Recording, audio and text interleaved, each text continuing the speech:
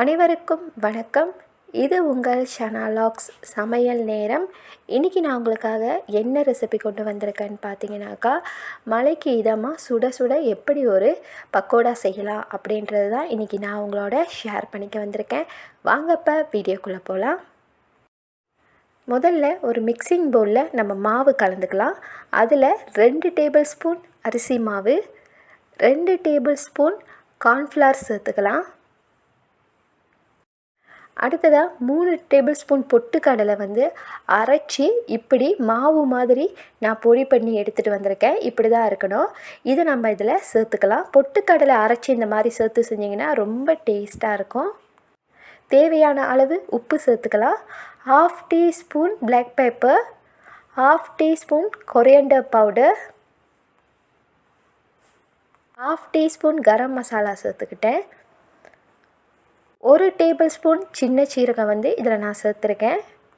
அடுத்ததாக 3 table spoon பட்டை மிளகாய் தூள். பட்டை மிளகாய் தூள் உங்கள் காரத்துக்கு ஏற்ற மாதிரி நீங்கள் சேர்த்துக்கோங்க. ஜிஞ்சர் கார்லிக் பேஸ்ட்டு பார்த்திங்கன்னா 2 டீஸ்பூன் நான் சேர்த்துருக்கேன். இது எல்லாத்தையும் இப்போ நம்ம நல்லா மிக்ஸ் பண்ணி விட்டுக்கலாம். மாவு உதிரி உதிரியாக இருக்கணும். அப்படி நம்ம மிக்ஸ் பண்ணி எடுத்துக்கலாம். இப்போது பார்த்திங்கன்னா நான் மிக்ஸ் பண்ணி எடுத்துட்டேன். கத்திரிக்காய் எடுத்து வெட்டி வச்சுருக்கேன். இந்த பக்கோடா நான் கத்திரிக்காய் யூஸ் பண்ணி தான் செய்கிறேன். இந்த மாதிரி ஸ்லைஸாக தின்னாக நம்ம கட் பண்ணி எடுத்துக்கலாம். இந்த பக்கோடாவுக்கு பார்த்திங்கன்னா நான் சின்ன வெங்காயம் தான் யூஸ் பண்ணுறேன். சின்ன வெங்காயம் ஒரு 4 வெங்காயம் எடுத்து இந்த மாதிரி உதிரி உதிரியாக கட் பண்ணி வச்சுக்கோங்க. கறி லீஃப் 4 ஸ்ட்ரிங் கறி லீஃப் எடுத்து இந்த மாதிரி சின்னதாக கட் பண்ணி வச்சுட்டேன். இப்படி தான் இருக்கணும். முதல்ல நம்ம ஸ்லைஸ் பண்ணி வச்சுருக்கிற வெங்காயத்தை இதில் சேர்த்துக்கலாம்.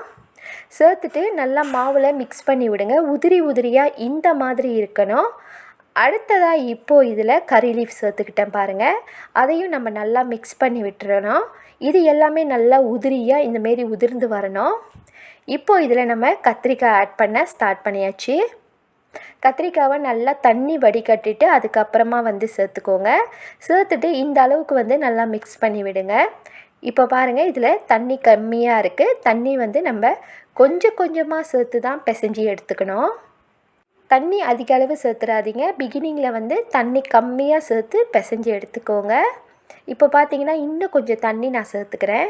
தண்ணி கம்மியாக இருக்கிறதுனால தண்ணி சேர்த்துட்டு நல்லா பிசைஞ்சு விடுங்க. அந்த கத்திரிக்காய் தெரியக்கூடாது. அந்த அளவுக்கு நம்ம நல்லா பிசைஞ்சு எடுத்துக்கணும்.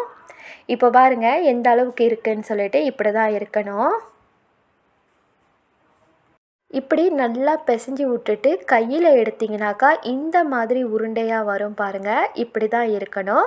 இதை இப்போ நம்ம நல்லா சூடாக இருக்கிற எண்ணெயில் சேர்த்துக்கலாம். எண்ணெய் நல்லா சூடாக இருக்கும் போது இந்த பக்கோடா மாவை நம்ம எண்ணெயில் சேர்க்கணும்.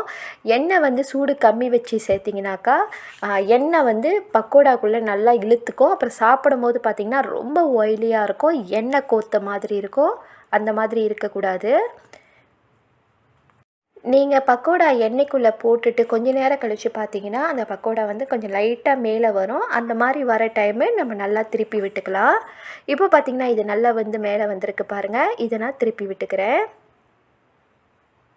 நல்லா திருப்பி விட்டு இன்னும் கொஞ்சம் நேரம் நல்லா வேக வைக்கணும். அப்போ தான் பக்கோடா சாப்பிடும் போது நல்ல டேஸ்ட்டில் இருக்கும்.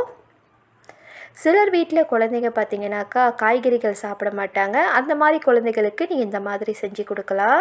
இப்போ பார்த்திங்கன்னா பக்கோடா நல்லா வெந்துருச்சு. இந்த ஸ்டேஜ்லேயே நம்ம வெளியே எடுத்துக்கலாம். இப்போது நம்மளோட கத்திரிக்காய் பக்கோடா சூப்பராக ரெடி ஆயிடுச்சு. நீங்கள் இது வரைக்கும் இது மாதிரி ட்ரை பண்ணாதவங்களாக இருந்தால் கண்டிப்பாக ட்ரை பண்ணி பாருங்கள். ரொம்ப ரொம்ப சூப்பராக இருக்கும் சாப்பிட்றதுக்கு. நீங்கள் இதை சட்னியில் கூட வச்சு சாப்பிடலாம். சாப்பிடும்போது பார்த்திங்கன்னா ரொம்ப டேஸ்டில் இருக்கும்.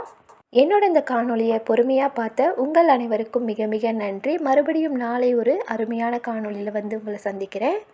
அது வரைக்கும் உங்களிடமிருந்து விடைபெறுவது உங்கள் ஷனா லாக்ஸ். Bye bye and take care guys. Love you all.